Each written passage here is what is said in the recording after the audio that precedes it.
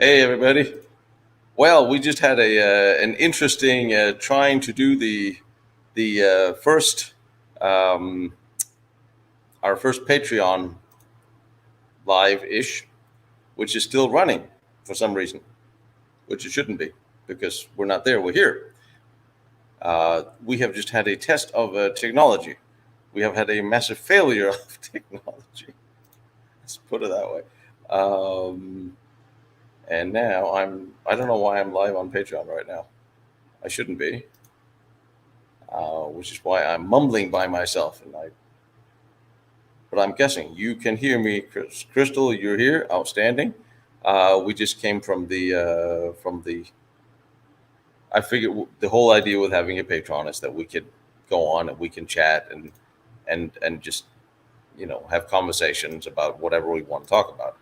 And Sunday Live Q&A chat. That is.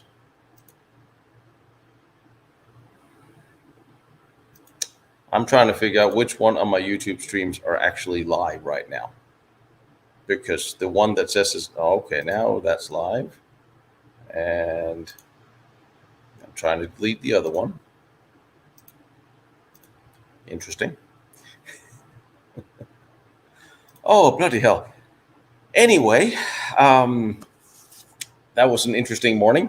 We had a bit of a technology that did not exactly. The last one is dead. Good. It's not dead on YouTube yet. That's why it's still living. And I got some questions for you guys from the last couple of videos that we're going to talk about, and I will just share with you in a minute. Why is this thing still live? Bloody hell. Or I'm just trying to kill this one. Yes. Delete. Done. Surprising how technology is so unresponsive to our personal and private needs and the things we really wanted to do. It's a shocker. I have noticed as I get older, I'm starting to feel and behave more like Joseph when it comes to testing technology and making it work.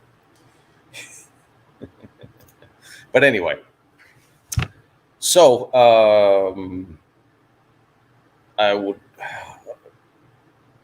We don't talk here on we don't talk politics, and we talk uh, military history, and we talk about the some of the places I've been, and the questions are there. But I will say I'm talking to my old interpreter out from the Ukraine, and they're doing they're holding, um, and they're getting some more supplies from the West, and it's interesting. I got it. I just read an email. I've been chatting with him ever since this started, and sort of keeping getting feedback from Kiev. He's in Kiev right now, um, sitting outside a bomb shelter with a rifle. And a couple of days ago, he sent me a picture of a little girl that was born in this bomb shelter while stuff was going on outside. And the interesting thing is, he wrote me and out loud wondered why the Russians kept sending so much armor and so many people for them to destroy and kill. Um, so the fighting is real, regardless what or how is going on, and we can attribute why this happened to a lot of different reasons. This is a battle that's been going on for in the little province that's been going on for 6 7 years. So that little fight is not new. It's not really surprising that this is the time Putin chose to start his the invasion. And there's a couple of different scenarios that can come out of this. Uh, I'm not worried about nuclear war. I don't think we're all going to die, but I think a few things. Nothing for Ukraine is particularly good about this. For the West, maybe it's a wake up call that there are still bad people out there that we need to prepare to defend ourselves against. And um, I'm not really going to go into it a whole lot more because this is just it's a shitstorm, and I haven't really figured out why it happened and why it happened now. There's just I will just go as far as to say there's something about this whole situation and that it's happening now that really irks me, and I can't really put my finger on what that is. Um, and I will give you all a piece of advice that I have learned from my many years of studying psychology and history is that if there's something going on, especially when you look at the whole picture and package of media and politics and world events, if there's something going on in one side of the world or in one place or in one city, and there's a lot of noise and there's a lot of media attention on that side, you should turn your back to that for a minute and look in the other direction, because there might be something going on there that is globally more important, is what I have found. And I don't know, I'm sure somehow this will turn into a domestic benefit for some. Like I said, I haven't figured it out yet, and this is not the time or the place, because here we're going to talk about the delightful World War II. Yay! The much better times of World War II, and I got 2 episodes coming up for you this week. One about a really interesting tunnel system, and Crystal, you asked me what to look into. There was actually some notes I was going to ask you about, to do a little research and help me out with, and I had some names to run by you. And since I got caught up in trying to get the other thing to work, well, that's just not going to happen. What's going to happen is I'm going to post a couple of names on the YouTube, on Patreon. Said there's a couple of war criminals that ended up in America. One of them is, for all I know, probably a Croat, given the name. Ended up living in Los Angeles, and I'm trying to figure out who brought him over, how, what, and why. And I cannot for the life of me repeat to tell you what his name is, because I can't remember it, and I'm not even sure I got it spelled correctly. I will also tell you that what I thought happened to General Kamla and what I have come to believe, given the documentation and the indications from these and from his family and from all other different sources coming together, has been confirmed by an old intelligence operative, and who has given me the pathway on how to actually prove this, other than actively digging up the old general. But that's a different story. But it seems that every indication is that Kamla came to America and was some years later joined by Fiebinga and others. And it was I can't really tell you much more, because I need to dig into this. And I'm not going to do the whole conspiracy thing, because there is none. Every indication is he came over here after the war. He was on the East Coast for the first couple of years, and then he was here on the West Coast for quite a while. And he most likely worked for consulting for defense contractors.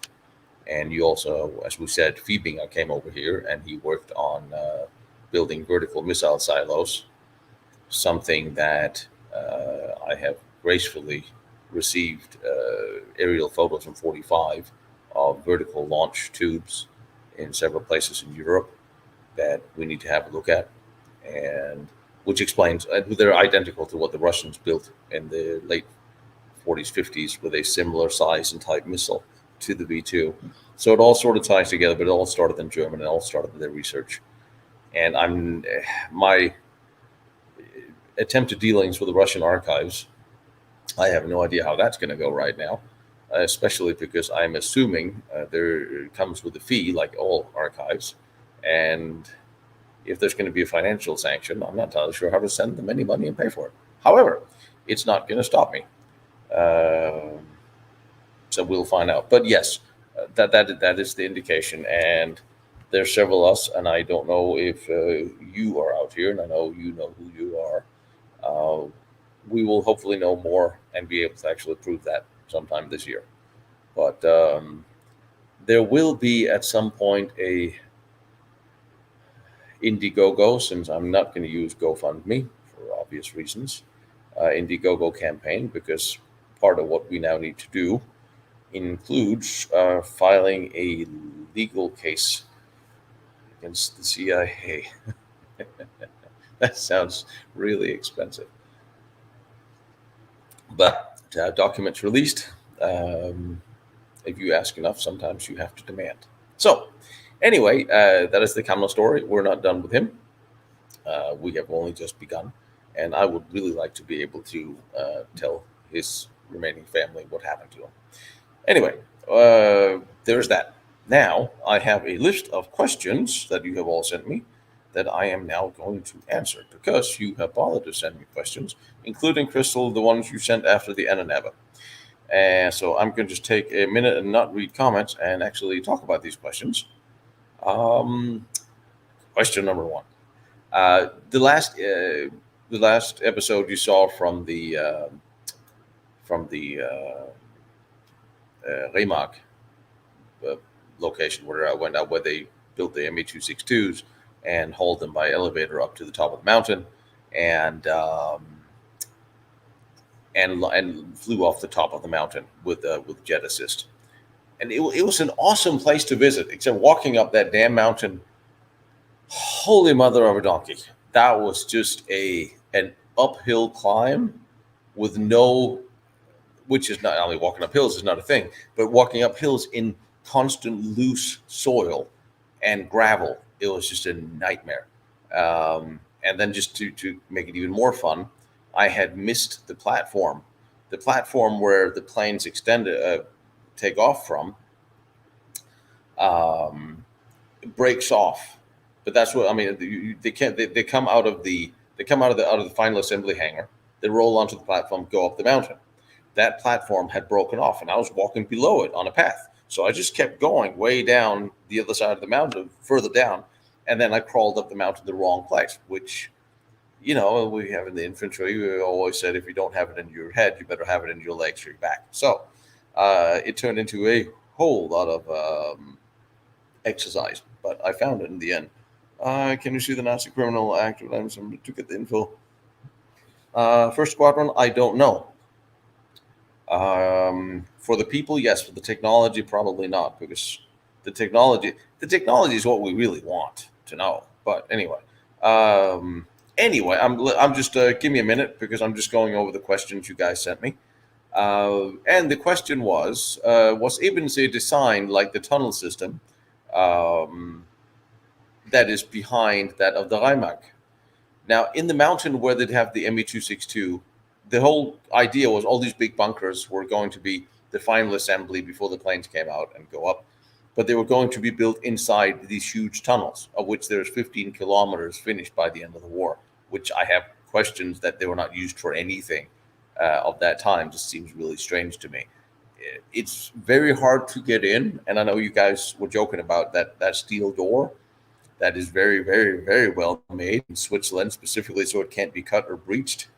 Anything can be, but I would like to show a little respect to the guys at the foundation and hope that they'll actually let us in and measure and film a virtual walkthrough of the tunnel, which I offered them to do.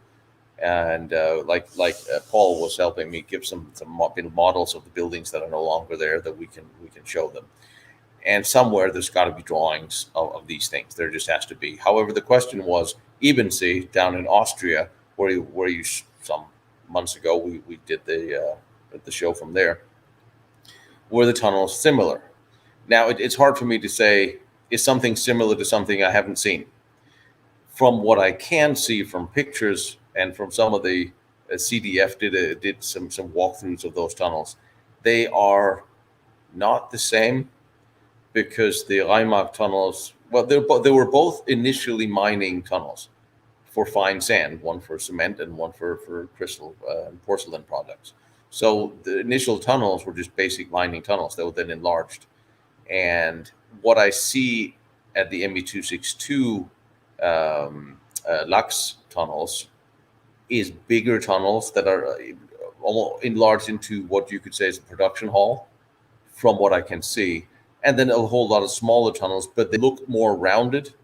They look more reinforced, like they did at the Richer tunnel that I have also not been in because I was pretty practically collapsed. So I hate to be the one to compare two things I haven't seen to each other. But from the photos and layouts. The layouts are roughly the same. You have big tunnels and you have connecting tunnels, but some of them seems wider and of a different design, or sporadically embraced and then naked rock. But accordingly, when they were petitioned to Goering, it was said that these were very easy to convert because they were clean, and it was a fairly easy fix for some of them, which is another reason why I think they might have been in some use before. But until I actually get in there, it's hard for me, or get any production drawings, which we don't have. The only drawings and photos of that entire place are the ones that I showed you in the episode, which is not good enough, but it's what we have. So it'll be guesswork. But the even sea tunnels were large, and they were square, and they were tunnels built inside a tunnel. And it doesn't look quite that way from what I can see at Leymark. But like I said, I'm only guessing because I haven't been in there. All right, so we have another question. Let me just do the World War II straightforward before we get on to the Ahnenerbe, because I'm sure that's going to be a whole lot more. And I have a couple of photos of what we're talking about. Next question was, see, I'm only on one screen because, as you may be able to tell, I'm at work again.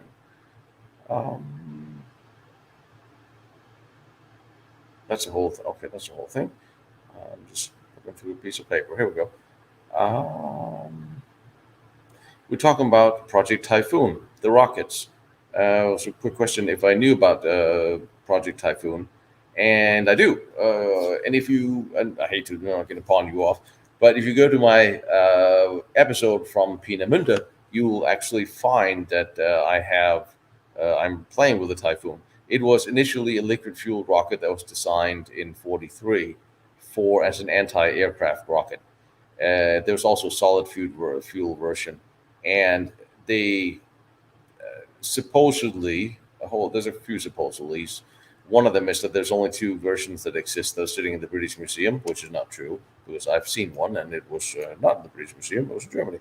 Thank you, Andrew. Thank you, my brother. I appreciate it. Once again.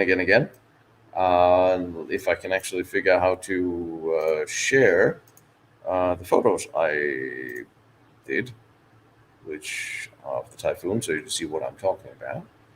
Well, so I am on one screen, so I guess I can only show you one screen. I can also show you a document. That's not the one I want to show you. Okay, that was interesting. That's not what I was looking for. That is not the drone I was asking for. You go away. Oh, God. Video file. All right, I have to open the folder before I can show you the screen, I guess. So we do that then. So this is the Typhoon. No, it's not. That's the R4M. This is the Typhoon that I will now try to open up. It is easier with two screens, I will say. All right, so share. Why do I not have a small assistant named Cindy here to do these things for me? I have no slides. So how do I do this? Share. Oh, yes, share slides. You donkey, why won't you do what I want you to do? No, I don't need Google. Son of a cow. Stop that one.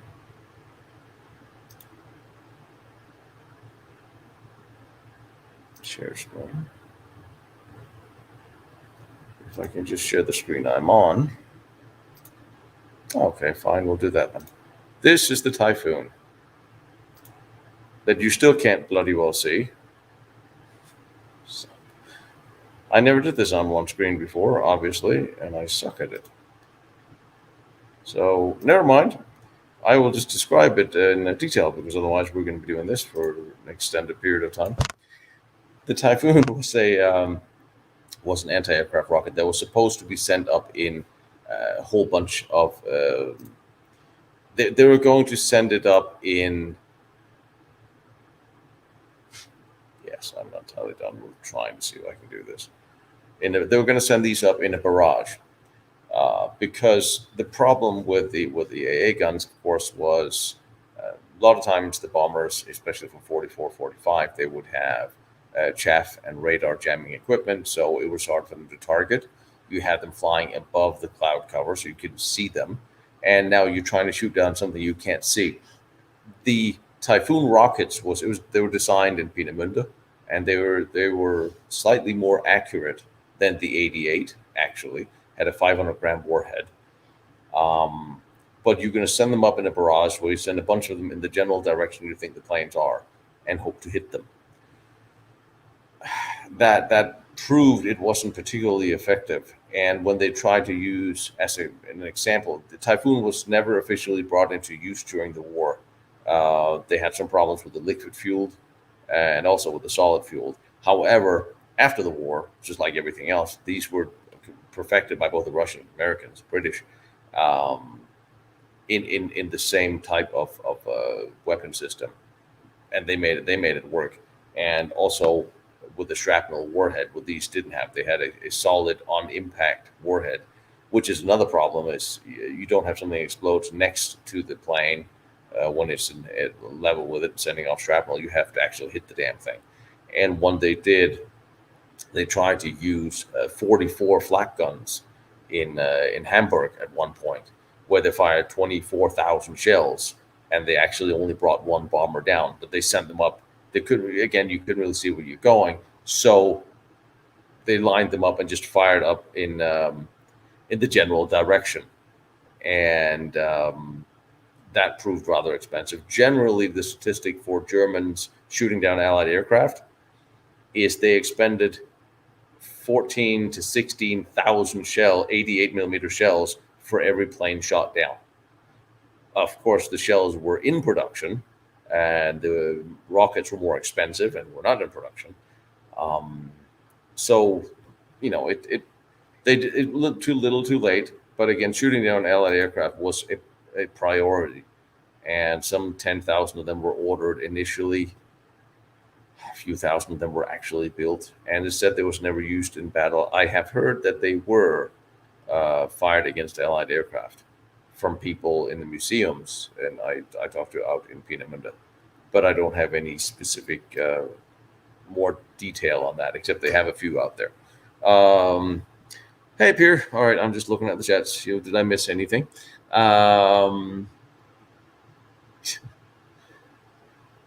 Sure. Hello. Hey, you guys. How are y'all? Welcome to the party. Yes, I do love my coffee. I'm pretty sure I drink too much of it. Right, now we have more questions. So I'm going to actually give me a chance to actually prepare for some of these. I can't believe all the problems we had to trying to get this damn chat to work today. Well, anyway, so there's a different conversation that I just got, and it's a whole series of questions. So of course I wrote them down, and again, we're going to go to the Ahnenerbe questions after the basic war questions, because that usually leads into a whole lot of other things.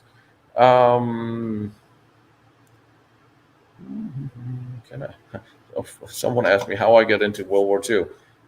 I don't like every young kid growing up. I wanted a Tiger tank for my birthday, of course. My granddad had a summer house in the middle of the Atlantic Wall.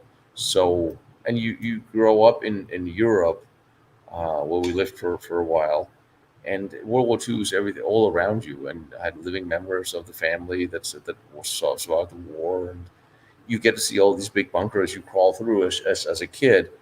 And it's hard for it to not be fascinating. My grandmother was an archaeologist, Viking history, and run historic tours all over the countryside. And like I said, if those of you who have kids or in contact with younger people, I think it's really important to get them interested in history, just for the sake of these fascinating structures like forts and castles and big bunkers is a good way to get kids interested in history, because everybody looks at these enormous buildings and structures and find them fascinating and want to know more. It's a good lead into history, because if you want to try to get the next generation interested in what happened before, which is something that is increasingly more important as we can see history constantly repeats itself. Getting something that looks big and fascinating is a good key. And that's one of the reasons why I want to do great forts, because not everybody's interested in the smaller details of what this or that Nazi general did, or this piece of technology, or how fast can the Mustang fly. But if you show people the enormous tunnels, enormous bunkers, and castles from all ages. My mom was engaged in England, so we lived there for a while when I was a kid, and we went through also the British castles, which is something I really want to do with Drakiniefel at some point, because it's just fascinating, and it's an interest that'll stay with you forever. But of course, World War II is that defining war that changed the world into whatever mayhem place it is today. So that's always sort of the one. World War One is equally as interesting. The Franco-Prussian War is equally interesting. The problem is there's not that many remnants of it to show, and people, they don't. You can track down everything that's going on today back to the Second World War. You can track all that back, but it's hard to identify it back to the Franco-Prussian War, because everything that happened there led to World War One, but led to World War II, led to World War II, led to Korea and Vietnam and the Middle East and everything else. So, going backwards, if you get people interested enough in World War II, you will get them interested in the next war, before that, and before that, before that. Wait, V-25s refuel with liquid oxygen and alcohol water mixture. Is that a question or a statement? I know that the Typhoon was liquid fueled, and they tried different types of mixture, but it wasn't the same as the V2. I don't think they were doing the liquid oxygen in that. But of course, all that is very volatile, so that's why they tried with a solid propellant, which was not exactly as accurate as the other one. Statement. Thank you. Yeah, you're the rocket specialist. You built them, not the German ones, but here.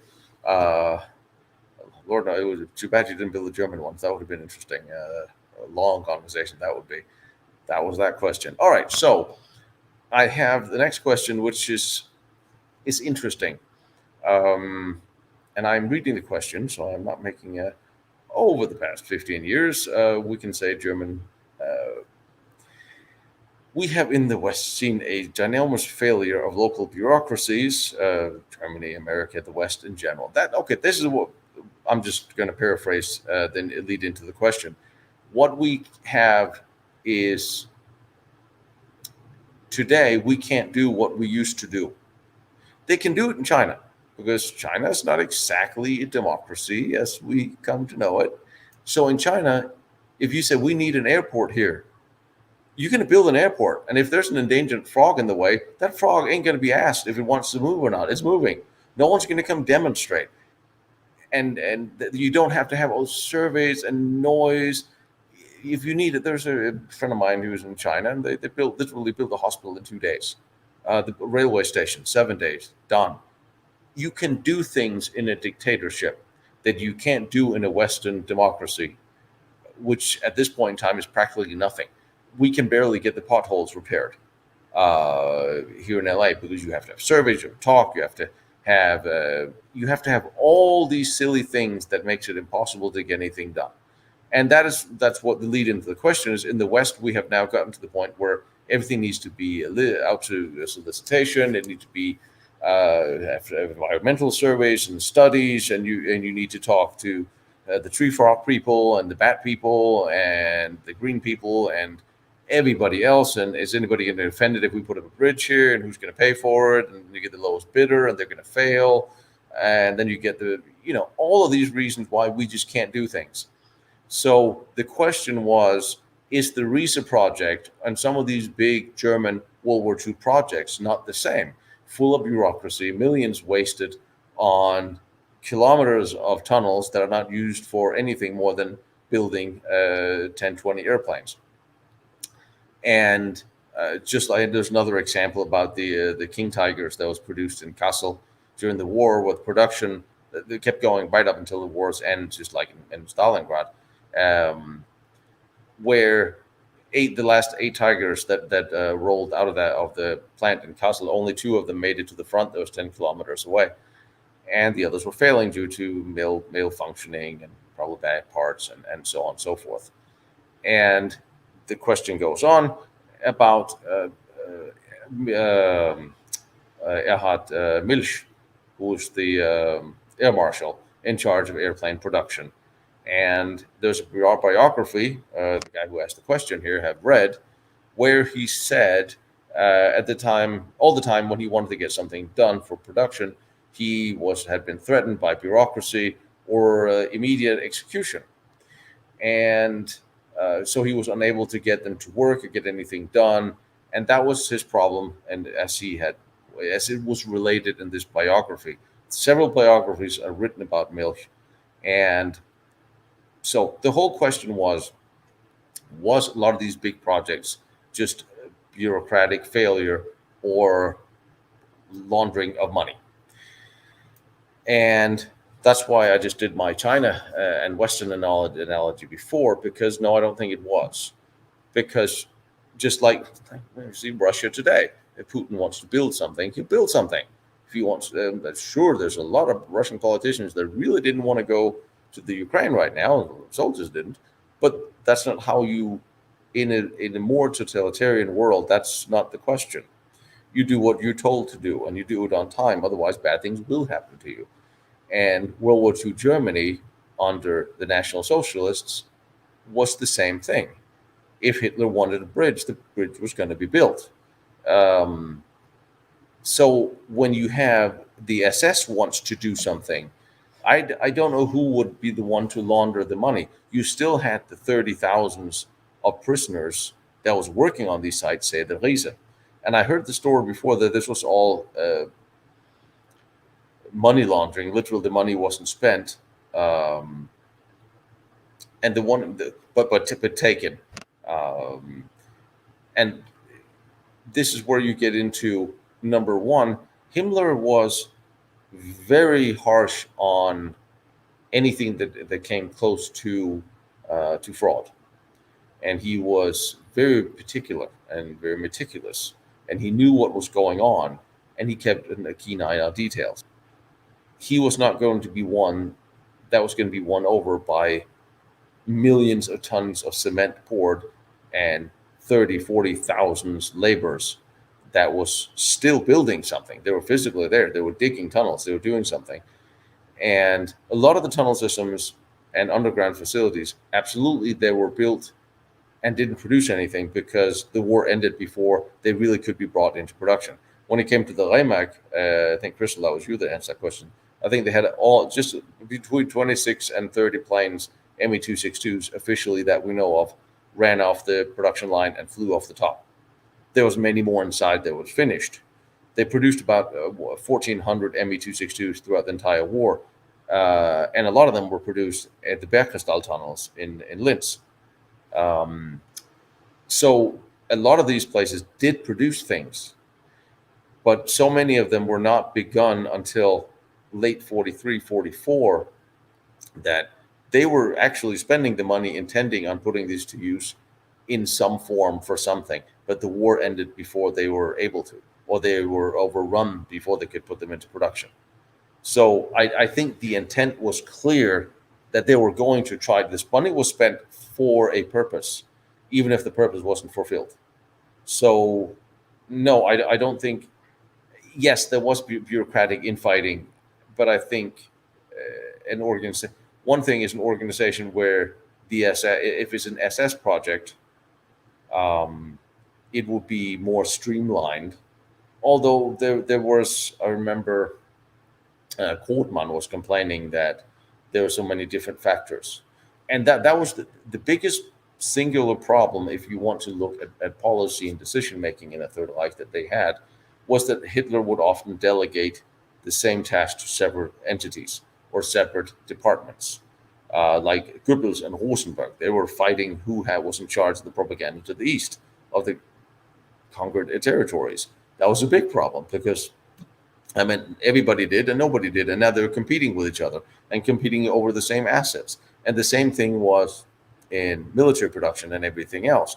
You didn't have a straight line of order giving it to one person to hire one company to build one thing without somebody else having to be heard. And everyone was afraid of having their sphere of influence diminished or having somebody take away their influence. And there was a lot of that going on.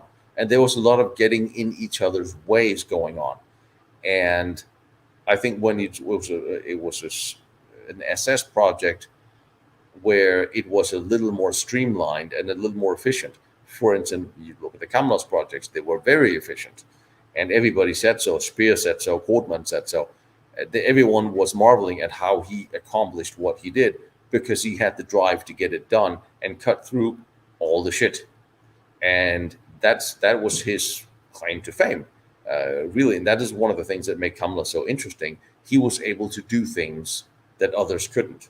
So when you ask about these big projects, if they were just massive money holes for bureaucracy or money laundering, they weren't, because they were under him. They were under his sphere of control, and things got done when he showed up. So that's why there were projects where money was spent on stuff that nobody needs, that didn't go anywhere. Absolutely. There were money laundering going on through the Third Reich. Absolutely. There were bribery going on Third Reich, because you remember that the Nazi Party was funded by businesses and banks, and they sort of wanted their money back, and they made their money, and everybody got paid, all the way down to the SS getting paid for the slave laborers. It was a business throughout the way it was run, and they wouldn't run an inefficient business, although certainly you had the whole bribe and kickback situation going on. Not much have changed, really. But in that sense, no, I don't think some of these big, massive projects were intended as just shell casings to launder money. I think they were actually trying to build something. They were actually trying to put money into things. And I do think that there's a lot of these project parts that we haven't seen. We don't know where they are. They are still undiscovered, or we're not allowed to, or they've been covered up, because there is a massive amount of that going on. And that is something that we have to take into account, is what have we not seen? What have we not been allowed to see? You try to follow the money, and that usually leads to a defense contractor. Like I said, nothing has really changed. It's just pretty much the same. And you're not going to go to defense contractor and ask them how they spent their money and what they spend their money on and what their secret projects are, because it's not going to tell you, just like today, just like then. And a lot of documents were hidden and burned to that effect. The tunnel I'm going to show you, I think, on Wednesday, a little bit of the same thing. Something went on there. We don't really know what. There's 3 tunnels missing. I love it when I go to a place where here's the aerial photograph. They built airplane engines. There's 6 tunnels, but the aerial photograph says there's 9. And that's a place in Austria that should not have any controversy. The moment you start digging into it, there's things that are missing that you can clearly see on reconnaissance photos from the time that they are. So until we really have a clear idea what is under these places and what they're doing, I don't think we can write any of them off and say they were superfluous. Right. I will talk about since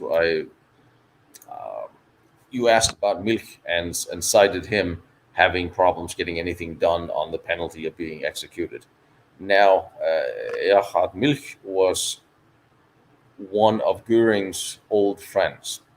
When the party sort of found itself, Hitler got out of jail, and they were running for the big elections in the late 20s, and Goering came back, and he became the Reich Marshal of. He was supported by German air industries. Lufthansa sponsored him, and Erhard Milch worked for them and was personally in charge of giving him money to lobby for a German Air Force and for more money to German air industry in general, just like today. And when Goering was in charge of the German Parliament, he continuously voted money, more and more funding for the German air industry. So Goering and Milch go way back. and there was money between them as well. Well, Milch had ensured Goering would get a whole bunch of it, which pulled him out of the hole he had been in. So I don't think, even if they have a falling out, and Goering was slipping towards the end of the war from his responsibilities, he was probably a better fighter pilot back in the day than he was an organizer. And he was very flashy, and his priorities were probably not what they should have been. There's going to be a special on Goering, just like I think Goebbels' documentary is next. There's a whole lot to say to about a lot of these guys, and a lot of them probably shouldn't have been the ones in charge of what they were in charge of. And that got in the way of a lot of things. But I don't think Milky ever had any fear of having been executed. And again, now we're looking at the traditional problem we have with German and Austrian officers post-war in their memoirs. You have to remember, Milky didn't die until 74. That meant nobody tossed his head off in a gallows anywhere. He was sentenced at Nuremberg to, I think, 16 years in prison. He was let out in 55 or 56. So he lived a long life and commercial life after that, after the war. But he survived, and he wrote his memoirs. And now remember, Germany has been occupied by the Allies ever since the war, and you lived in one of the 4 occupational zones. And these are the authorities, British, French, Russian, American, had to approve anything that these published. Plus, a lot of the German publishing companies are run from America in one sense or another. So nothing would be published in Germany unless it was approved by the occupying powers. Plus, you had these guys that was ranking, or the SS or generals or officers that worked in high positions during the war, who would like to have a job after the war. And the best part of surviving and getting through all of that is by blaming all the dead guys. And that's what everybody did. So if Milch wrote a book saying, "Oh, I did these things because they made me, because I feared for my life," was that because that really happened, or was that because that would be an excuse for his participation in things? I tend to think the latter, because that seems to have been the case. Although Milch was not entirely on board with the Nuremberg trials. First of all, when he was very much on board with the Nazi Party, and he used slave laborers. He was, whether he had his finger on the trigger of things or it was death by bureaucracy, like it was, the people that were generally in the true reason for a lot of people dying during the war was bureaucrats who can just write assigning labor or people to certain deputations with a pen, and then somebody else is forced to carry out the orders. Who's responsible? It was usually the ones who carried out the orders who were held responsible, but it was actually the people in the high offices wearing the shirts and ties who ordered it, that whose fault it really was. But when it came to Milch, when he was captured, he tried to run. He was fired in 44 and put into the military reserve, and they were reinstated. He had a falling out with Goering as well, because Milch and Goebbels tried to get Goering fired. For several years, last years of the war, everybody was trying to get Hitler to fire Goering. But Hitler remained loyal to him, and he probably should have given that job to somebody outright as soon as it was apparent that Goering wasn't up to the task. But because of the personal loyalty that Hitler had to him, and people like Bormann and others, these people were allowed to stay in the positions they had. And that is a problem, because they didn't know what they were doing, or they were doing it in a way that most certainly was detrimental to, from the German perspective, way of war. And Milch and Goebbels wanted to get rid of Goering, so they teamed up, and that backfired. So Milch was the one to get fired by Goering. And when he did, he was in a car accident in 44 late as well. But he tried to flee as the war ended. He was captured, and he was shown by an American general, British general, whose name I can't remember, one of the concentration camps, and made some statements to the effect of to the British that these people are not like us. Whereafter the British general beat him with his field marshal staff, supposedly broke it. Whereafter, and then he continued beating him with a champagne bottle. Not entirely sure you can. The story was that he broke his field marshal staff on his head. A friend of mine, he has one. I think it's metal, so I'm not entirely sure how that happened. And I'm not entirely sure how this British general ended up in a labor camp with milk and a champagne bottle to beat him with. However, when Milch got to Nuremberg, he was so appalled about the conditions that Germans, officers in prison, were held in that he refused to cooperate. So he probably didn't have a very good time, and for him to write a biography after the war in order to sort of better himself and survive in civilian life post World War II. Like I said, I don't know what biography uh, this gentleman who asked the question has referred to, um, and when it was written. But those are the questions. When you read World War II books, you have to look at when they were written, who were they written by, who were they published by. Go all the way back and find those facts, because they determine to some degree the content or the possibility of the content. Is it really, if somebody moved to Argentina and published a book there after the war, well, okay, he could try to make everything look good or excuses for the war, or he could just be honest because no one's going to get him, or he's got nothing to lose. Um, I remember every time somebody writes a book or a document, you have to ask yourself, why does this book or this document exist? Um, and who wrote it?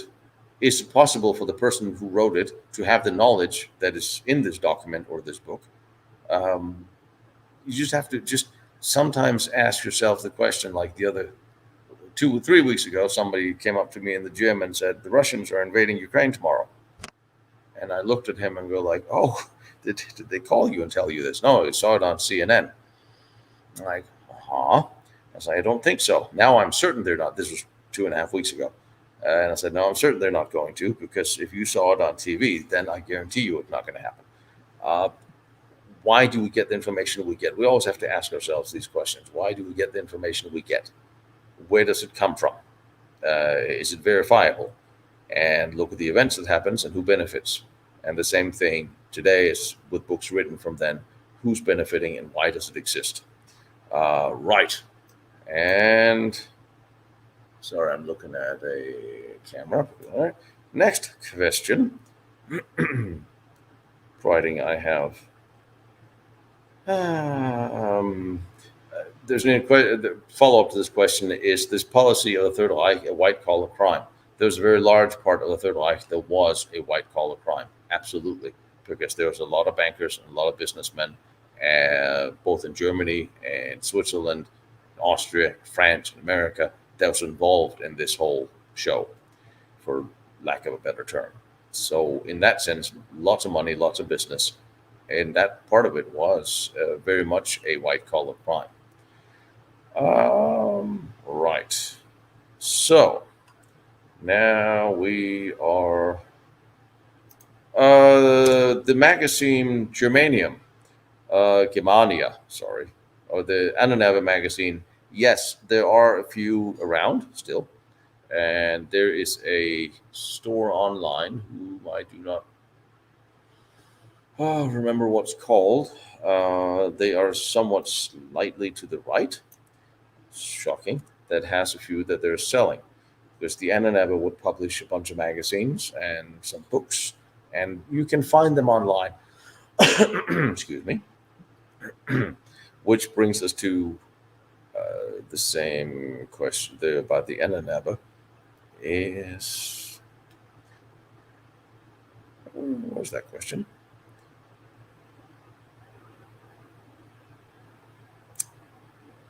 Hello. I had a question somewhere else in that sense. Um, so yes, there are a few of the Ahnenerbe magazines and books for sale, and what happened to a lot of the material is several things. Now, the skeleton collection was never assembled; it was never complete. And if you look online someplace, it'll say that the skeleton collection was processed and mounted, and it wasn't.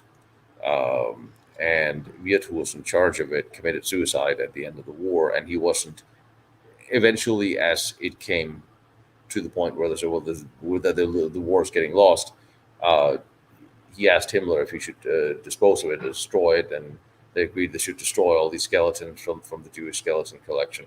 And it wasn't done. So parts of it was found in one of the camps where some of the skeletons were still found. I believe that everything was, or what the remains were, is now buried in an official memorial cemetery for those skeletons. That's what happened to them. The Ahnenerbe material that was collected over the years, such as the facial masks from Tibet, they were sort of divided up between several different museums throughout Germany, Austria. I think some of them are in England, has a few. I think some of them in America. The videos the Ahnenerbe took is in a heritage museum in DC. You can see them. The pictures, they're still in existence. I was looking. I don't think it was Dachau or Stutthof. It was a smaller camp. And again, I talked about it in there's in the Ahnenerbe episode I did. I just can't remember the name of what camp it was. Okay. But the Ahnenerbe, but some of the materials from the Ahnenerbe is actually in a museum here in the States, whose name I will have to look up because I just got it, so I'll just find out. And a lot of it is still sitting in boxes in the museum, in the archives here in Germany. There is supposedly there is an Ahnenerbe museum in one of the old Ahnenerbe. I think in Munich there was a headquarters for the Ahnenerbe that have been turned into a museum, or at least some of the rooms have. I will go there this year and I'll find out what is actually there. Wewelsburg, I mean, they have a lot of little bits of pieces in one of the adjacent buildings. Nothing from the war is in the castle. That is completely rebuilt and sanitized and turned into a very dull museum, to be quite honest. And I kind of hope they would want to talk and about what happened, but they had no interest in doing interviews and talked about that or show. So, and but yes, some of it still exists, and a lot of it's still sitting in boxes in different archives, including ours here in Washington. And the problem with all that was there was a lot of the people that worked for the Ahnenerbe, but they simply were just archaeologists and various researchers and anthropologists. And during the Third Reich, during Himmler, there were a whole more funding. I think there was 300 more history chairs in German universities during the Nazi rule, and because Himmler sponsored this, so they had a job all of a sudden. And these are the same people that after the war, well, they continued working and doing pretty much the same thing. And remember, so you asked about what's his name? Well, crap on me because I deleted his name. Well, all right, we'll get back to that in a minute. But a lot of the archaeologists that worked with the Ahnenerbe, they just continued working, doing the same thing, excavating some of the same sites even, as they did for Himmler. But because they wanted to continue the career, they wanted to continue working, they absolutely didn't want an interested investigation into the Ahnenerbe, not as much because the Ahnenerbe did anything that was wrong, creepy, or weird, but more because they didn't want the association with the Nazi era and themselves or their colleagues or their friends. So they sort of covered it up themselves. And even in the 70s, there's been lawsuits by the German archaeology and associations to keep these things under wraps. And after the Cold War ended and Germany united, there was more of an interest to document and research this. And they've been doing everything they can to not. And I don't think it's because they're hiding anything controversial. They're hiding that they collaborated actively with Himmler, and they took money and they were hired by them, and possibly that some of them have rewritten their findings or re-represented them so they would fit into the narrative they thought Himmler wanted, or certainly Goebbels wanted. So they just didn't want the name association with any of their old colleagues, and that's the problem. That's the same problems you have all over Germany. We don't want to talk about it because, well, bad things happen and we don't want to be associated with them, so it's better to just hide it. which is really not the way of going about doing things. Um, Landsberg. Um, yeah, I think was out that general way. Yeah, most of them they were absolutely legitimate archaeologists. Um, he did, and that's the thing. Who are you going to work for when there's only one boss in town that's hiring? Uh, and you saw the episode, and that is kind of one of those things. And that's what it was for a large part of a lot of industries. All right, so Großen Huneberg. No, I have not heard anything about that being supposed to be another Camelot. All I know is during the war they excavated that site. It's down in southern Germany.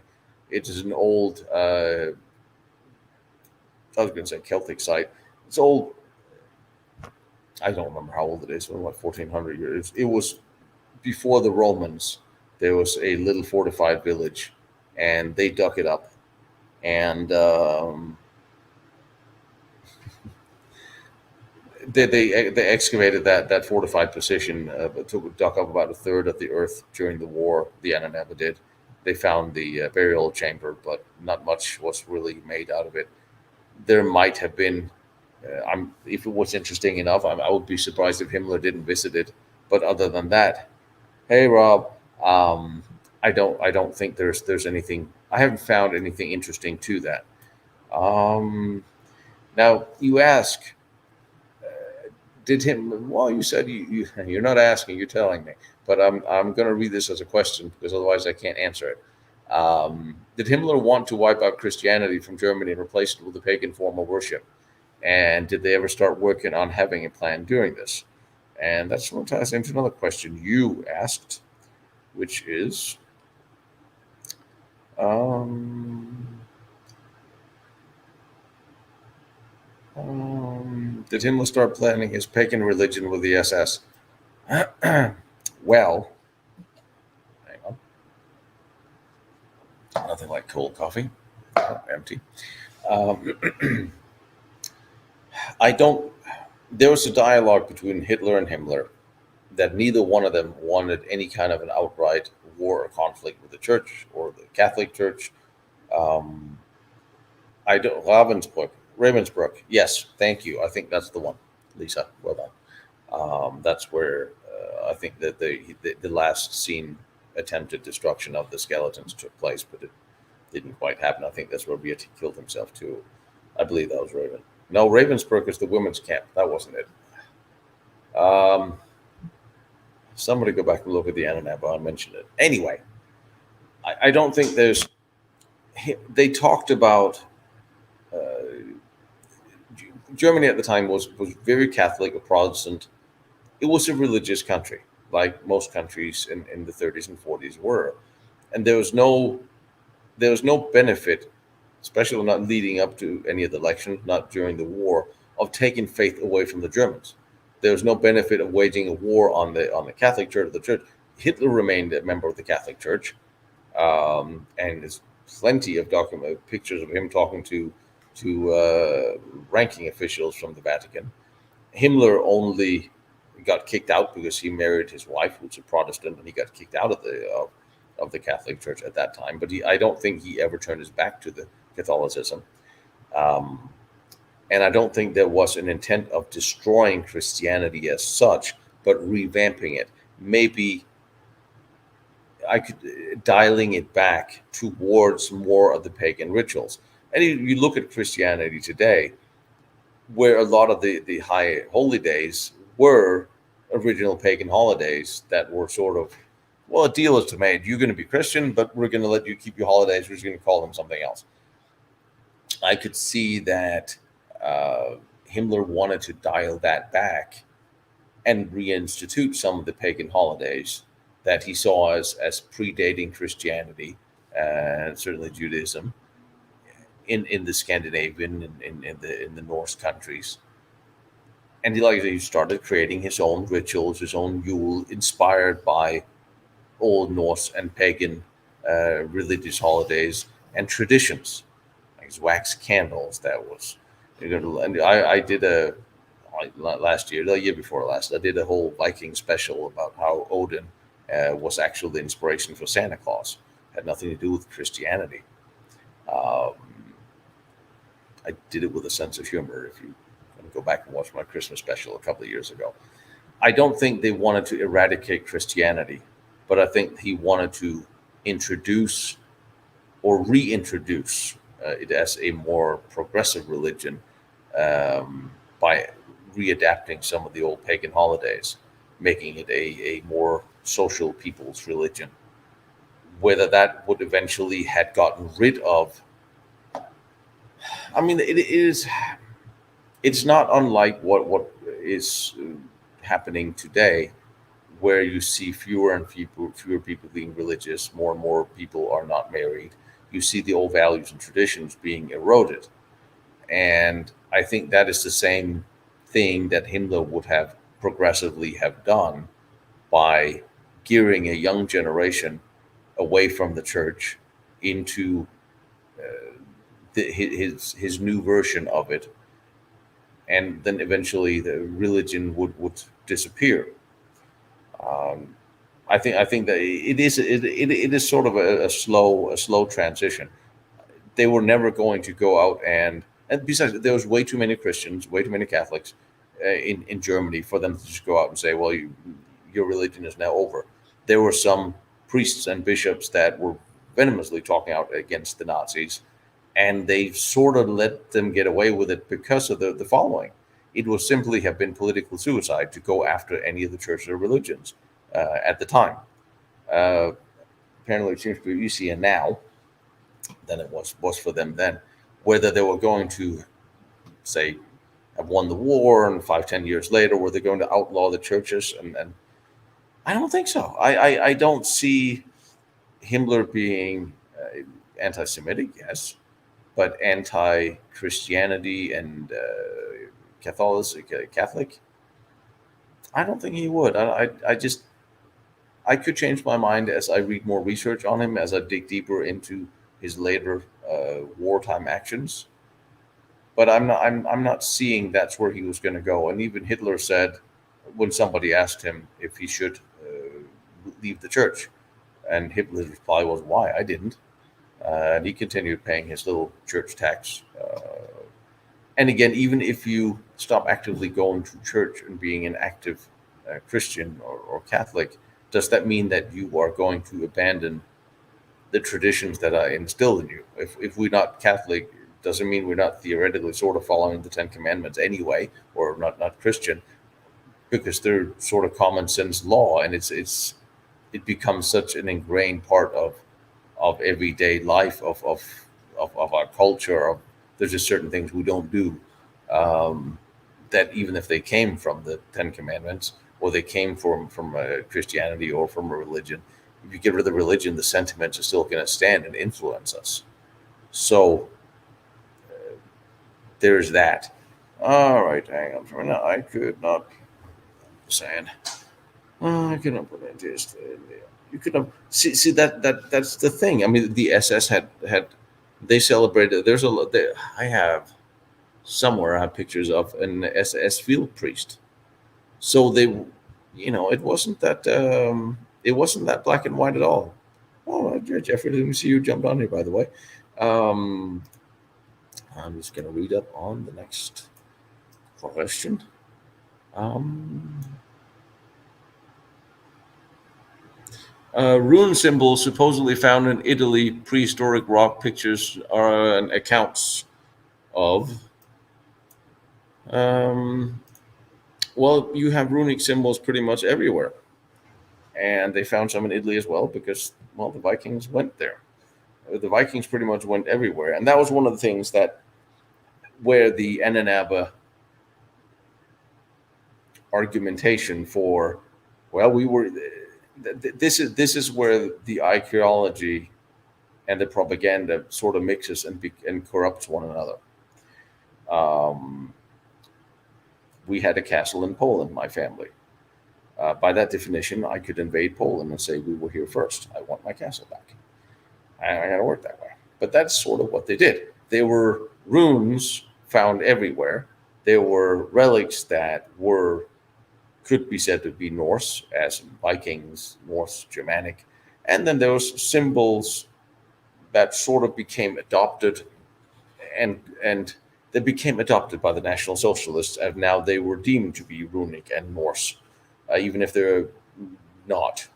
Um, Look at the swastika for one, and uh, by that logic, you can sell to the German people that we had populated this before, hundreds of years ago, thousands of years before, so therefore this land is hereditary ours. See, there's Rune, so there must have been a Norseman here or a German here 2,000 years ago, so this is our territory, so by right we can take it back.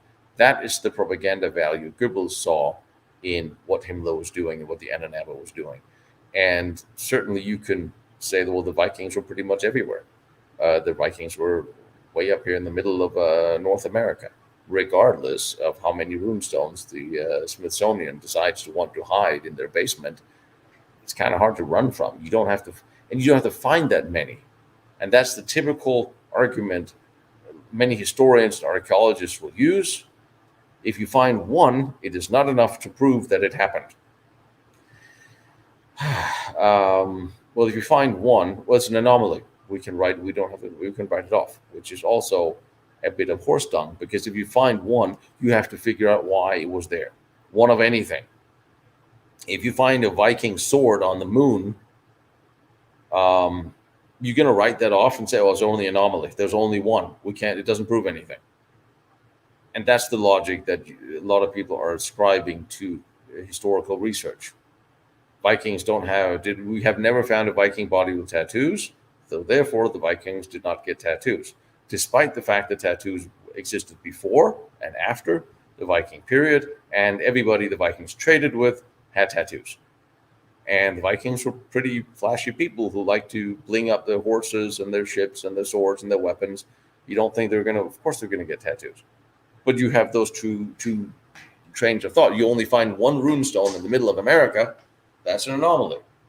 Well, to me, it's not like you wrote a million postcards, because you actually, with runes, you have to sit and hammer a message into a stone. It takes time and effort and space on this very large stone. So you don't put a whole lot of them, but the ones you put means something. And that's the problem with that. So ruins in Italy, absolutely. What you then do with them is a whole different story. Now, I want to see if I can. All right, so that is pretty much what I had to say on that. Now, we did indeed. All right, now I'm catching up. Now I'm catching up with you guys. Newfoundland. Oh, in Newfoundland, there's a bunch of Viking stuff there. Lay of the surface. Try lay of the surface.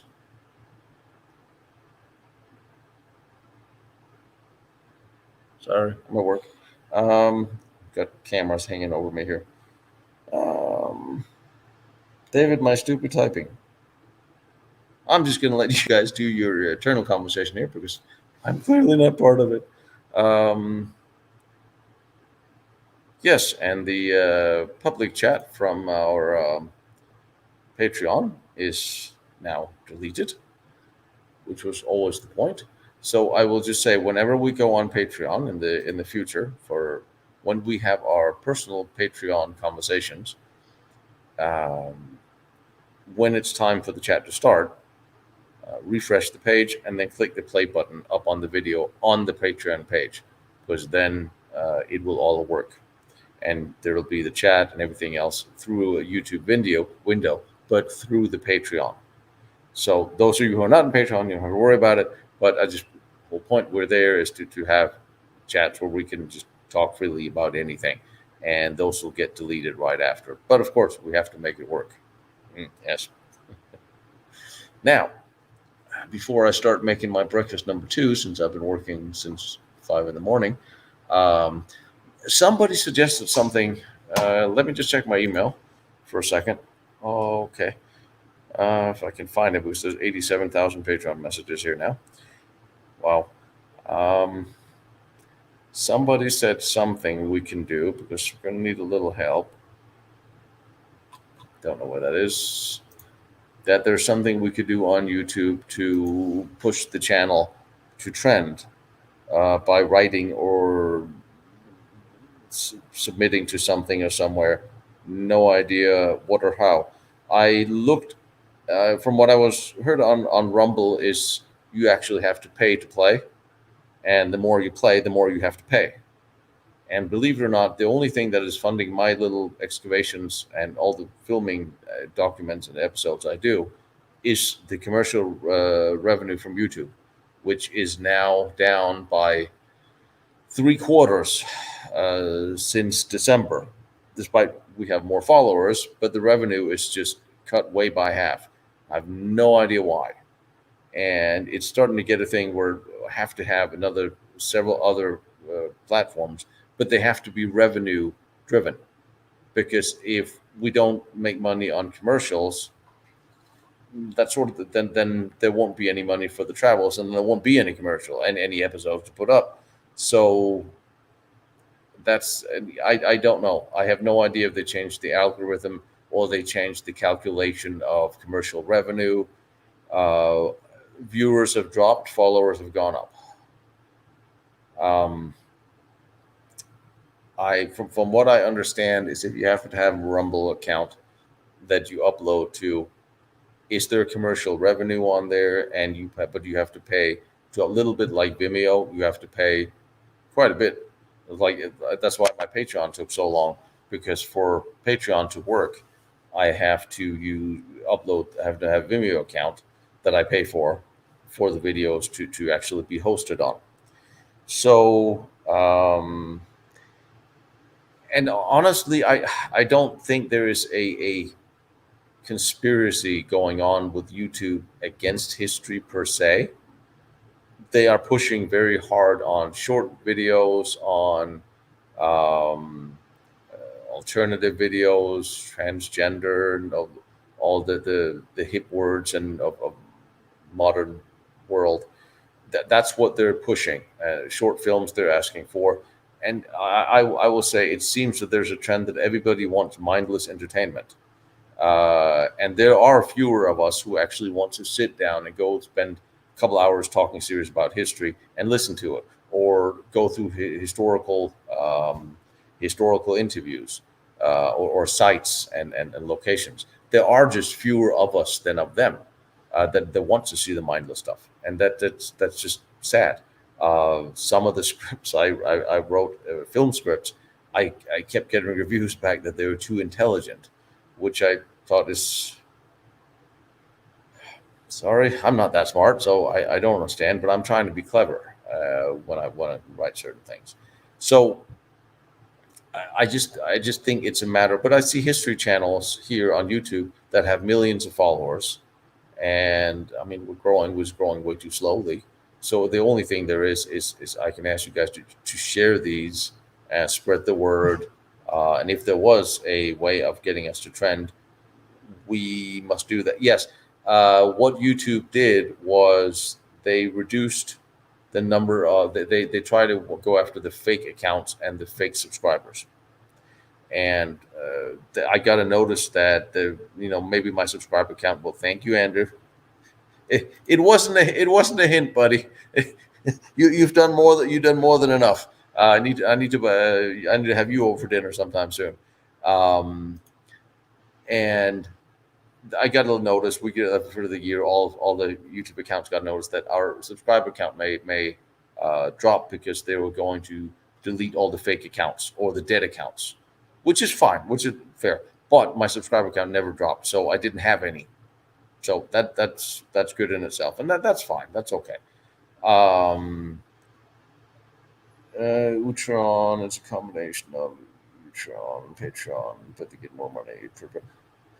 Utreon, you say. Oh, fine. See, I just want to win the lotto so I can do this and we can just not worry about it. Yeah, that looks like a YouTube thing. All right. I will look into that when we are not here because that would just be rude and unseemly. Um, yeah, I mean, I don't mind doing a parallel channel somewhere else. It's just sad it has to be for the revenue, and I'm still talking to a couple of networks, and they can't figure out what they want to do, and that's just uh I just delivered a war movie, and so when that still starts selling, that should hopefully put some more money in the travel budget for this year. Well, it will. Um, So, it'll all work out, and I don't worry. I still have another enough material I filmed last year for another 30, 40 episodes. So don't worry, you're not going to get stranded by any means. But it will be nice to figure out how to actually break into the bigger YouTube picture, because I think I am spending a I'm spending a good 10, 12 hours every day of researching and editing and doing these. Uh, Thank you, Laura. And I think I don't particularly like, seriously, thank you. I don't particularly like listening or looking at myself. Um, but, I think what I do is to some degree historically important.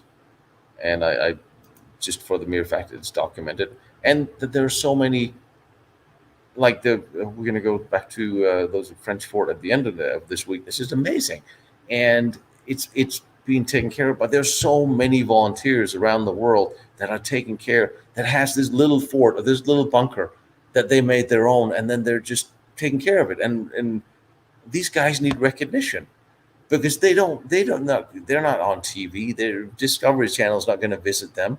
No one around the world is going to care, but they spend every weekend um, cleaning up bunkers and forts somewhere. I have when I was in the army and I was in the academy, I became really close friends with uh, he was the quartermaster, and we used to stay in touch. We have a lot of history that's not relevant, and you'll never see him on TV. He would never talk to a camera. He's an old soldier, and every he where he lives in Denmark now, in Sønderjylland, where there's a lot of military memorials, war memorials, gravestones to the different wars that fought there. And you'll never hear of this guy. He'll never tell anybody.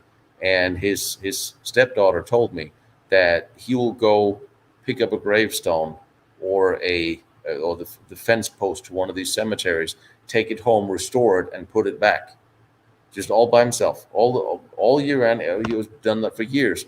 He'll go out and he'll cut the grass around these stones, and nobody ever pays him. Nobody, you never ask for it. No one thanks him. Nobody knows. He just does it.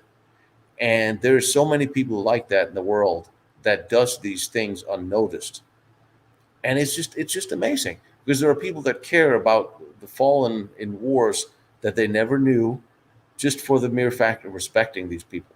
And the same thing with all the forts and bunkers I visit. They do it they put out a lot of their own money, and they leave their wives and families to go these places in the weekends and whenever they can, to paint a wall or restore part of a gun. And those guys are amazing. And I would love to spend my life visiting them and just at least putting them on here so everyone can see these guys. Even though sometimes I actually have to chase them with a damn camera because they don't want to be on camera, and I have to trick them. These are not people that are looking for commercial fame or fortune. They just want to do the right thing by the history of a location, or a fallen soldier that they didn't know. And that's a damn good reason to do this. Um, Plus, like with a lot of these locations, will eventually, possibly in our lifetime, disintegrate or become so inaccessible that the next generation will never know. And they did one of those Jeleno type walkthroughs here in America, um, with a older Jewish gentleman that had spent time in one of the labor camps. He was like silently watching on as they were walking around the streets of America with a camera, asking people, not even just young people, everybody, what was the Holocaust, and the vast majority of them had no idea. And finally, the old guy and the camera parallel started broke down, started crying. And the very real danger of not teaching real history in schools or on TV, just going for the mindless fluff, is that history will repeat itself, as it indeed is and always has and always will. So all we can do is this. And Lord knows, I don't do it for the money. I should spend more time at work, become a lawyer. I love a good argument. Um, and it's that's why I think doing the big forts and secret programs are interesting, because it will grab people who are not before, who are not previously interested in it. Um, and people suffered. And if you, I am on Instagram, where I put up a picture of that baby the other day from Ukraine, and someone warned me that people might take offense, and I don't care. Probably the only borderline political remark I ever made in public. Um, but it's important, and I love to do it. It's hard not to be passionate about going around to some of these amazing locations, because you run into amazingly enthusiastic people who will spend an hour explaining to you how something works in a language that you don't understand, flailing arms and legs until you sort of figure out what this thing he did. And you got people like Roger Cook out in Verdun, who is most certainly being underpaid, who spent his life teaching and writing history, and hell, probably at some point I might give him a funding campaign for him so he can actually fix the heat in his house. Nobody becomes a millionaire or rich from doing history, but it's a legacy that carries its own reward, I think. Um, so, well, you're not talking about the Holocaust in Norway? And speaking of the Lebensborn in Norway, that was a shameful damn chapter. But I mean, the world is full of shameful chapters. And what are you going to do? You're going to just ignore them because you didn't do it. Um, well, maybe your grandparents did it, but let's be honest, it's not that. Um, oh, Steve, here's my buddy. Um, Steve, you want to come on live and say hi to everybody? I'll send you a link. Do you have a camera? I'm serious. You all at some point in time have to meet Steve, because uh, Steve is a very close friend of mine, and I often ruin his life by moving into his house and cooking food for his family. And all right, I'm guessing you're working on building my guest room in the garage or the stable. Um, I'm hoping. Well, he's threatening that he's going to retire next year. In which case, and I'll be the first one to say it, if something heavy falls on my head and I expire prematurely, Steve will be the one who's going to inherit my YouTube channel, and you're going to have to look at him for the rest of my life. And above, I get above. There's an above the garage. Um, Steve incidentally lives in Tennessee, and he does not believe in heat or warmth in the house. Um, I wish I could show you a photo. Anyway, at some point in time, Steve is a history teacher, and we came together over reenacting and movie making a million years ago. And the closer thing I have to a brother is probably this bastard out there in Tennessee. And if his wife will ever let me, I can't wait to drag him to Europe with me and see some of the places I've been showing you. Um,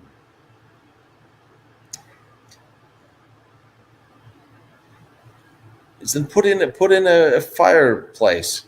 I'll chop wood. That's fine. When I live in your house in the winter, I demand wood, heat, warmth.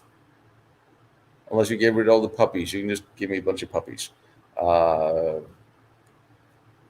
Yeah, Steve's good people. You'll meet him one day. We'll have a talk about history, and and you get to meet him. We have talked about later this year doing a Civil War fort tour. He and I, where we go around visiting some of the Civil War battlefields and forts. And you hear that, Steve? That is what I am planning for you for the autumn. Um, so uh, anyway, that's something. I'm going to go to Europe first, and we have some stuff to dig around in out there. And I um, no, Steve is building a nice little house, and I'll be living in the garage, um, obviously.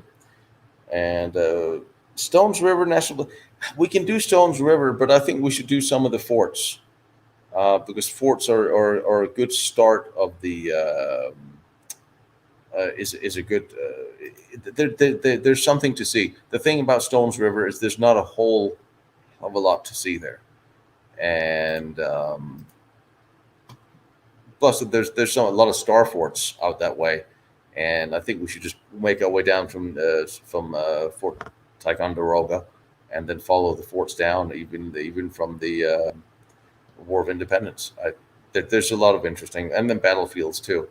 Um, but it's forts are just interesting, and they're worth showing. And there's some of the coastal fortification in this country that's interesting. And what I really want to do on a parallel but completely unrelated note that has something to do with it anyway is I would love to see some of whatever designs Emil Fiebinger he did out here when he was working for the Americans at the Corps of Engineers. That would be very interested in seeing what he actually did. Um, did. Andreas, what is legal in Poland? You can still laugh, right? Or is it now Russian vodka? I missed something. Sorry, missed something there. Um, I will not get in the way of your. Well, yeah. The worst thing is we did a movie some years ago, and we were for some reason sleeping in a horse stable. A very good memories of that, but it was right next to the set, and there's a big farm, and we had the tanks out there and everything. And for some reason, some sort of alcohol was involved at some point, some evening after we were done, and we were horsing around and joking about something, and we were laughing, and somebody was filming it, and we were talking to the camera, talking to each other, pointing at something, but the guy with the camera didn't have the sound on. So I never figured out what it is, and we're cracking up. It's hilarious footage, but I have no idea what exactly we were talking about, and none of us can obviously remember because, well, we're old. Um, Holy Spirits is better than vodka. Well, Simon, I'm going to Poland not that long. We'll find out. Um, I don't drink much. I really don't. I practically don't drink at all. One thing hey Chris, one thing I do if I have to, if I must, and somebody forced me to drink, I'll have an amaretto with my cigar, um, or put a little Bailey in a coffee. But it doesn't happen very often. Um, yeah, it just doesn't. Or I know the Danish liquor factory, the Danish was it Anton Bell, that makes chocolate. They make a marzipan liquor. It is flaming pink bottle. It is practically the mix between marzipan and Bailey, and if it's cold, it is phenomenal. By the way, and Steve, you wouldn't like it because you can't mix it with Diet Dr Pepper. Steve is the one that got me hooked on Diet Dr Pepper. That was you. It's all your fault. Um, all right, let's go back to World War II. Krugestine is really trying to stop the Holocaust, or is he trying to save his neck? Uh, Bloody hell, what was the story with Gestein? Stand by for a minute.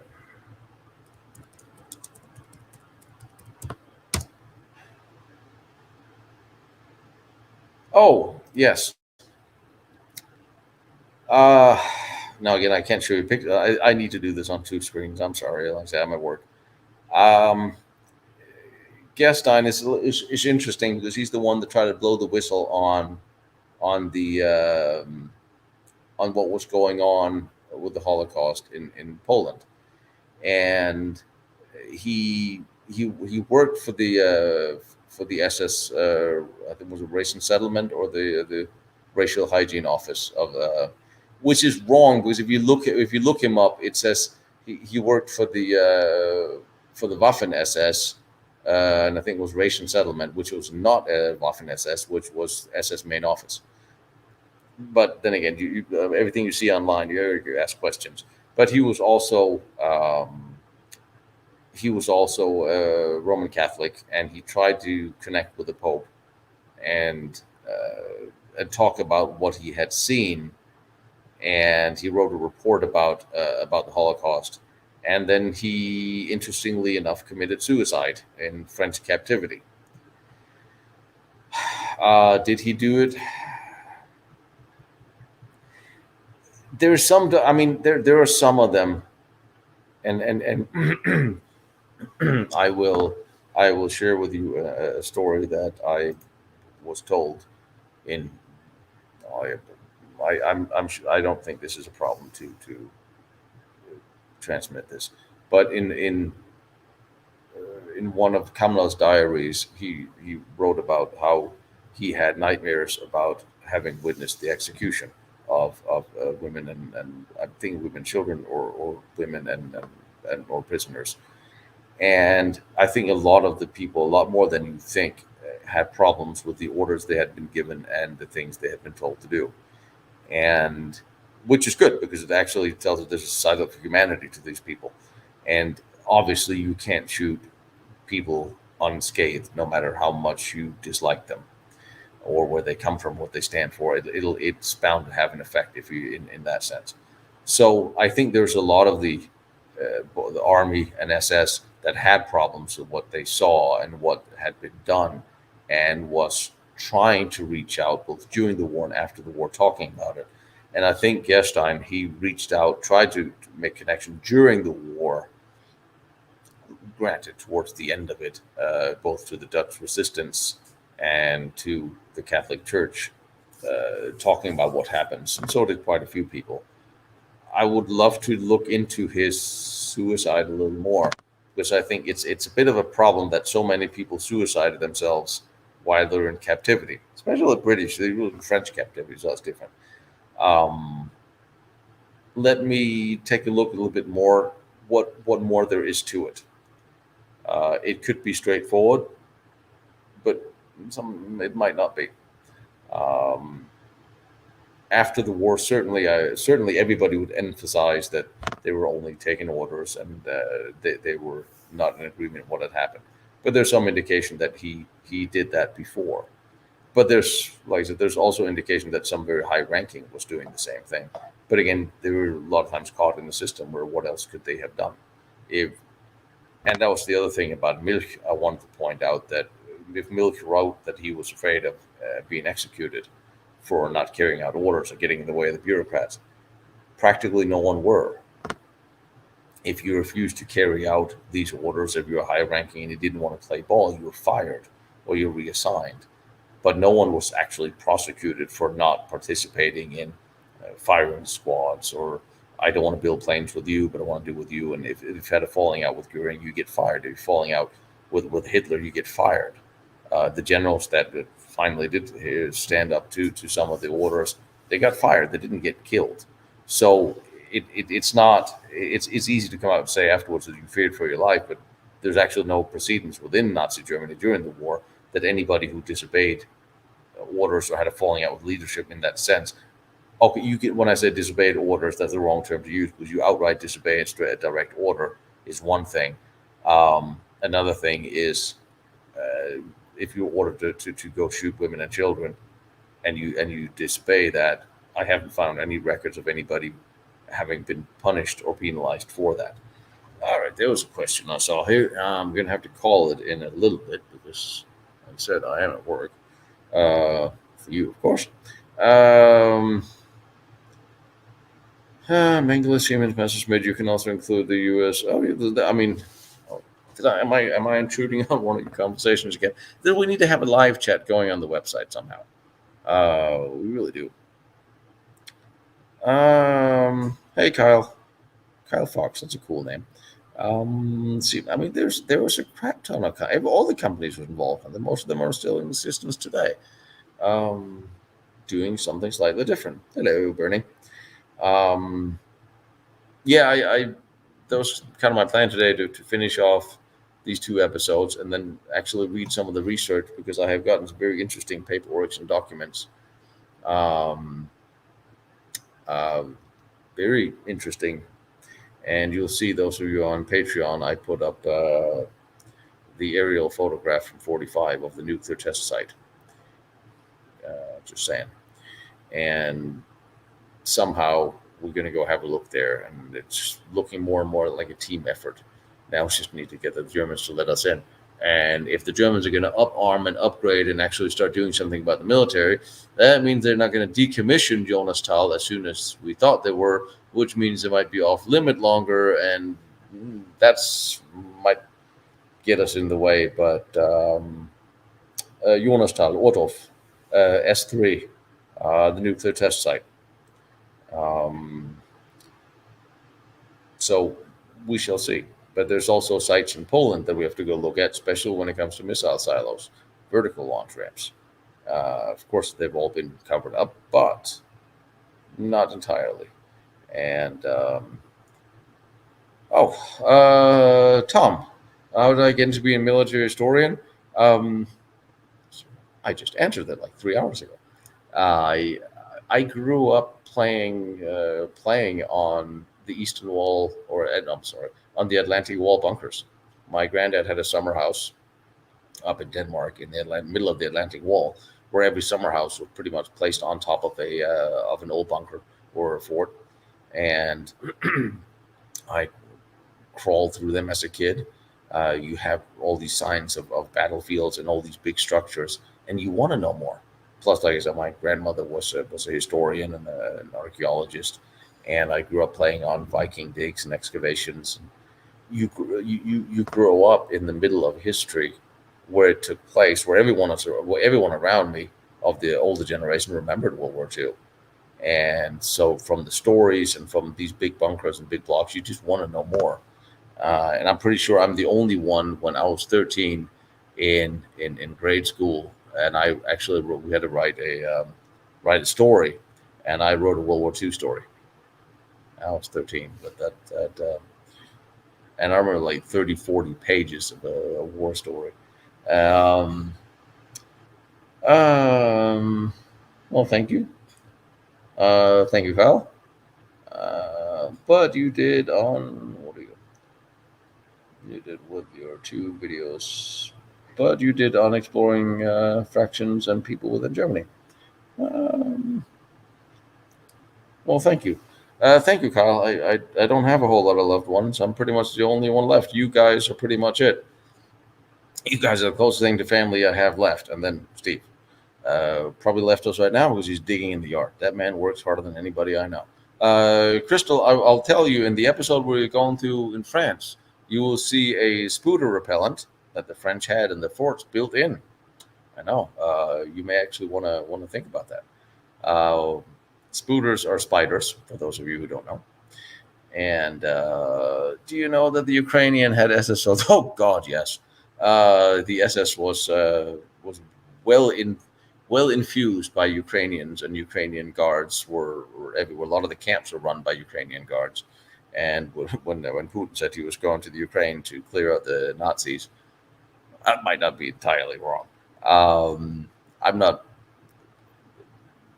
I am projecting a little bit, but oh yes, there was a lot of support for the German cause from within Ukraine, and if Rosenberg had played the propaganda and the military completely different, because a lot of the Eastern Europeans, especially the Ukrainians who hated the Russians, if they had treated them all and entered the East as liberators, they would have turned around half the army, half the Russian army, all the population against the Russians, and they would have won the war.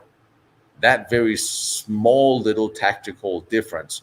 You come as an oppressor or you come as a liberator. They were seen as liberators from Stalin's tyrannies, and they messed it up. And a lot of the fault of that was Rosenberg, because even Goebbels had warned against that, and Lord knows he wasn't a big fan of the people in the East, and certainly not the Jews. But yeah, I heard about that, Kyle. I heard that, Kyle, but you don't want to hear me say ever. Uh, that'll scar you for life. I know, I tried. So um, anyway, when am I going to investigate the V3? I already am. I've been through all the V3 sites, and I am waiting. Um, I am waiting to. I have everything ready. I'm just waiting for the documents. And Paul Beatty, as usually, is helping with that. And W2. Clarify, what is W2? Is that a tunnel system? I don't remember. So yeah, no, V3 is coming. I'm just waiting for the document from the British Archives, which I was told should be here in the beginning of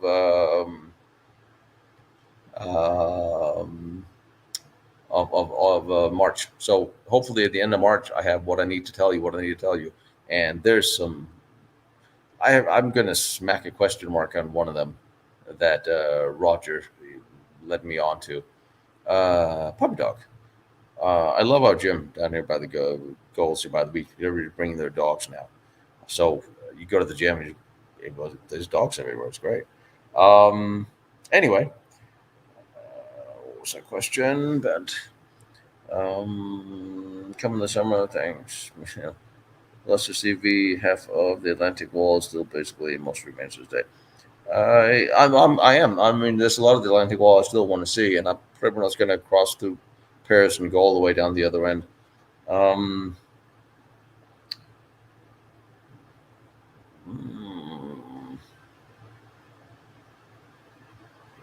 haven't another minute yet. W2. Get back. Just get back to me on what. There's a question if I had ever gone to the W2. I had some high school kid that asked me a couple of years ago how it was to fight World War II because he saw me in German uniform. He thought it was real. I asked the history educator. Oh, V2 cannon. Oh, that you mean the V3, Chris? Yeah, I've been to the site. I crawled around it, broke all the rules, filmed it, got a tour from the inside, and the V3 site. Yes, I have something coming from there. Both that and Le Capole, and especially the blockhouse. I have a whole lot of questions about the blockhouse. So that is one of those things that will come up. You gave me a link to them a few days ago. Oh, Simon, I have you know me in my email. It doesn't unless it says death and hell, urgent, unicorns will die. It takes me a little time to get through my emails, and I still have emails for over the past year that I still need to go through. So patience. And sometimes I deliberately, isn't it, Kelly? Yeah, the V3 side. Yeah, I was because you wrote W3, and I was like, yeah, no, Andreas, I've been there, and I filmed it, and I have something coming. I'm just waiting for the British research documents from 45 and 49 before I actually put my, as Joseph would say, high octane speculation on into an episode, because I have some questions about the whole V3 sites, both the V2 and the V3 sites. But we'll get to that when I get the papers I'm looking for. Yes, I need a secretary, but that's not really going to happen. Not with the finances we're running. But if I win the lotto, then that's a different story. Yeah, right. Okay, dokie. With deep in fire, that would have been well.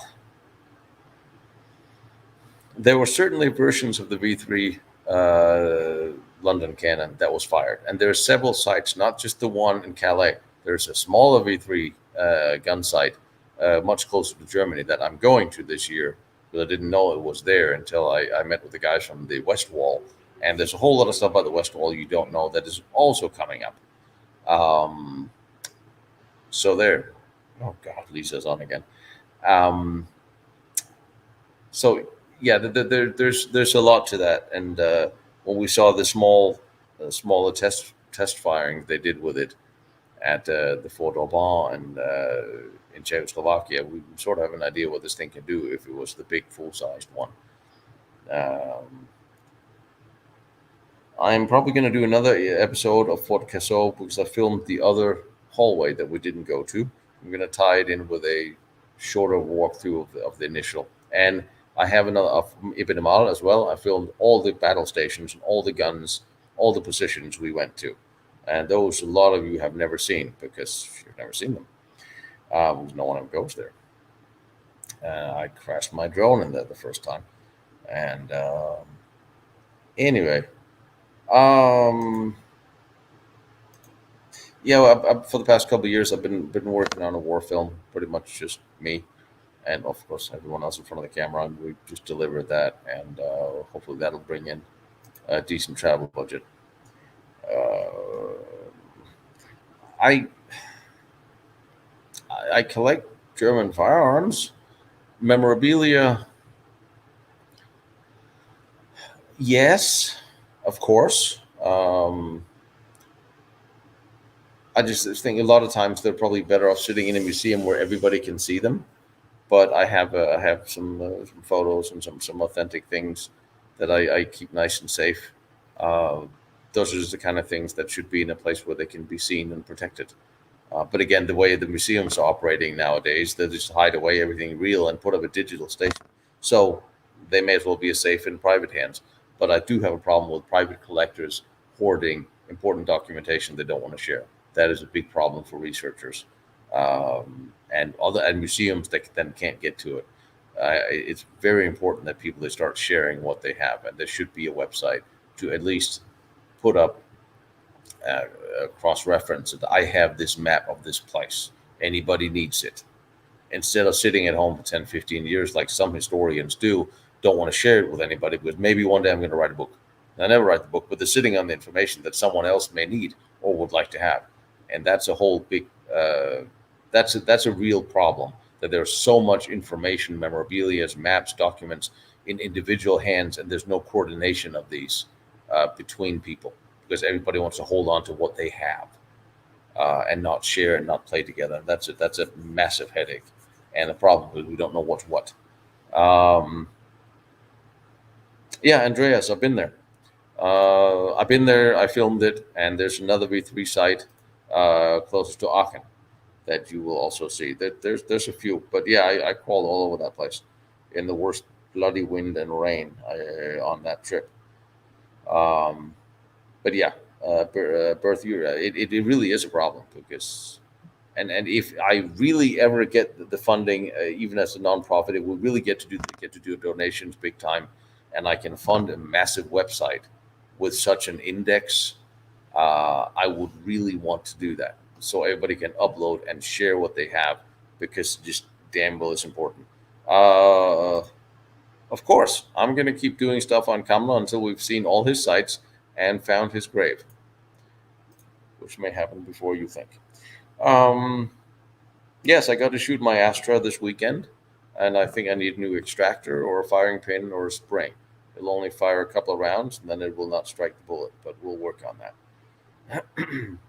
As long as I get myself, anybody come up with a cheap MP40 or parts kit, just let me know. I have a question for anyone. All right. FCC investigating civil circumstances will make this happen. I have no idea. I have no idea. Um,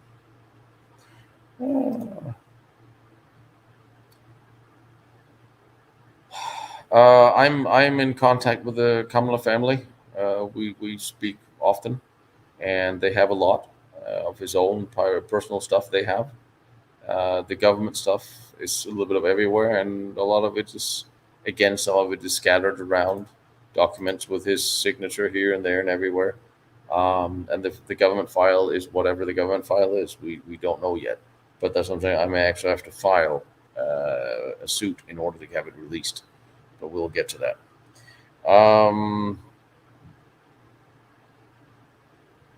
So, and near Trier, no, it is way up near Aachen. It's way closer to the German border. There's a V3 firing ramp there as well. I will show you when I get back to it. It was incorporated in the West Wall, not before the war, but after. So I will show you. Yes, DNA only takes 2 minutes, but we have to dig up a certain general in order to extract it. Anyway, now I have been talking for what time is it? Oh, 3 hours again, including myself half the time. Next time we do Patreon only, then remember just go to the page and refresh and then click on there, and maybe that should work. Otherwise, I'll get a couple of episodes coming for you this week. Do me a favor, share these, and like I said, I got a note that it was possible for people to recommend pages for trending, or don't exactly know how it works. There's still parts of YouTube that I cannot dig into because I'm spending most of my time editing as opposed to try to marketing. But if you come up with a great idea of how to get us some more views, the more the merrier. The longer I can get out and stay in the field. And on that lovely note, I want to thank you guys all. The Patreon link is on every video I do. At the bottom of every video is my Patreon link, and I can. Yes, I will link it here in the bottom at some point in time when we are done. And you guys have a nice weekend. I'm gonna go back to editing here at work, and I will see you guys soon. And yeah, we've got a couple of interesting videos coming up this week, and having caught up a little bit. So be well, be safe, and believe me, you're not all going to die before I see you again. You'll be fine. It'll be okay in the end, and maybe something positive will come out of shoveling manure around the world. Right?